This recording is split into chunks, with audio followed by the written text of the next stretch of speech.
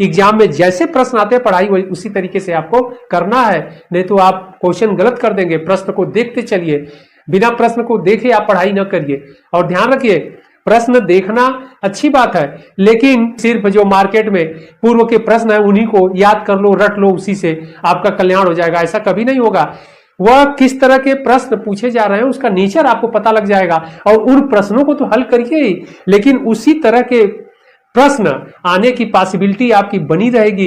इसलिए आप जो स्टडी करिए साइंटिफिक तरीके से उसी रूप में पढ़ते जाइए। प्रश्न देखने का मतलब यह हुआ, यह नहीं है। मैं मानता हूं 40% क्वेश्चन रिपीट आ जाते हैं, थोड़ा सा नेचर क्वेश्चन का चेंज करके कहां से प्रश्न पूछा जाएगा, लेकिन इसके बाद 50% मैं मान लेता हूं, लेकिन 50% जो सिलेक्शन आपका कराएगा उसके लिए तो पढ़ना पड़ेगा आपको। 60% से ऊपर जाने के लिए पढ़ाई अच्छे से करनी पड़ेगी आपको।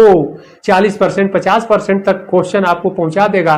जो पीछे के प्रश्न आप पढ़ते जाएंगे कुछ उसमें से मिल जाएंगे, उसी तरह के प्रश्न मिल जाएंगे, लेकिन इसके अलावा तो आपको उस तरह के प्रश्न पढ़ने पड़ेंगे, क्योंकि अंतिम फाइट जो है वह 60 प्रश्न से ऊपर ही शुरू होता है।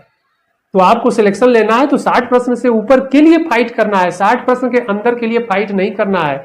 और पढ़ने का तरीका मैं बताता जाता हूं और उसी तरह पढ़ते जाइए, क्योंकि मैं अपना काम बड़ा ईमानदारी से करता हूं, इसलिए मैं चाहता हूं कि आप लोग भी ईमानदारी से अपना काम करें। ओके।